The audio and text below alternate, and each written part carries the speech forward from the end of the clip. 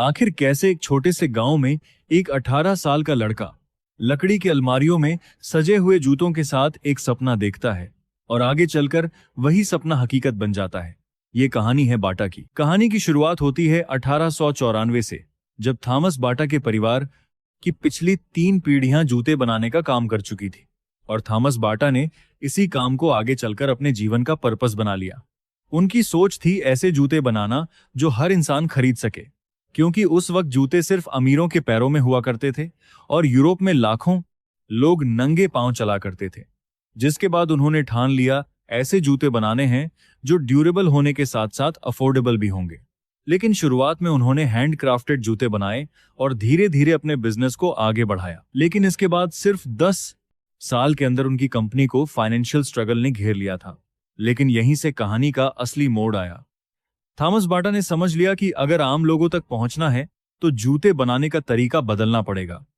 उन्होंने मशीनों से बड़े स्तर पर प्रोडक्शन शुरू किया, जो उस समय बहुत बड़ा और जोखिम भरा कदम था। इसके बाद आया पहला विश्व युद्ध। इस दौरान बाटा ने आर्मी के लिए लाखों जूतों की सप्लाई की। इससे कंपनी को बड़ी कमाई मिली और बाटा का नाम तेजी से पूरे यूरोप में फैलने लगा। थॉमस बाटा सिर्फ बिजनेसमैन नहीं थे, वह एक विशनरी लीडर थे। लेकिन 1932 में एक प्लेन क्रैश में थॉमस बाटा की मौत हो गई। यह कंपनी के लिए सबसे बड़ा झटका था। ऐसा लग रहा था कि अब यह एम्पायर टूट जाएगा। लेकिन उनके बेटे थॉमस जूनियर ने अपने पिता के सपने को गिरने नहीं दिया। उन्होंने कंपनी को ग्लोबल लेवल पर फैलाना शुरू किया।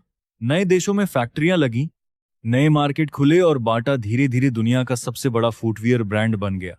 आज इंडियन फुटवियर इंडस्ट्री में बाटा का शेयर लगभग 15% के आसपास है, जो इसे मार्केट का लीडर बनाता है। आज के समय में बाटा के भारत में 2050 से ज्यादा रिटेल स्टोर्स हैं और ग्लोबल लेवल पर यह 70 से ज्यादा देशों में मौजूद है। और तो और बाटा हर दिन लगभग 1 मिलियन ग्राहकों को अपने जूते बेचता है। ये कहानी उस सोच की है जो गरीबी नहीं, जरूरत देखती है, क्योंकि थॉमस बाटा ने साबित किया था जब सपना लोगों की जरूरत से जुड़ जाए तो वह सिर्फ बिजनेस नहीं, इतिहास बन जाता है।